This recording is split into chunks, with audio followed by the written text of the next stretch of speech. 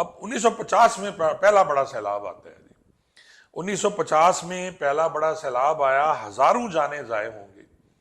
फिर आता है जी 1973 और 1976 का सैलाब। जिस 73 का तो मैं खुद आपको बता चुका हूं। फिर 76 में भी बड़ा शदीद सैलाब आया था। पंजाब और सिंध के सबसे ज्यादा मुतासर इलाके हुए थे, पंजाब और सिंध। फिर 1988 में एक सैलाब आया, खैबर पख्तूनख्वा और पंजाब के कई इलाके डूब गए।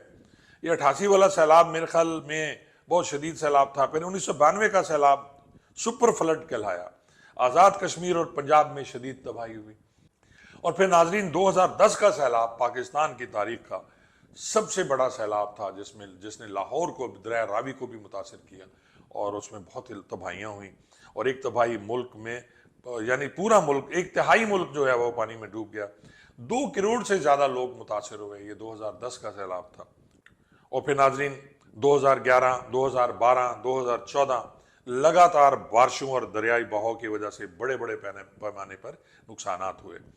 फिर 2022 का सैलाब जो है वो एक तबाहकुन और सुपर फ्लड, इसको भी सुपर फ्लड कहते हैं, जिसमें बलूचिस्तान और सिंध बेहतरीन मुतासर हुए। 3 करोड़ से ज़्यादा लोग इसमें मुतासर हुए। और फिर आप देखें कि छोटे और बड़े इस तरह के सैलाब आते रहते हैं, हर 3-5 साल बाद आते हैं।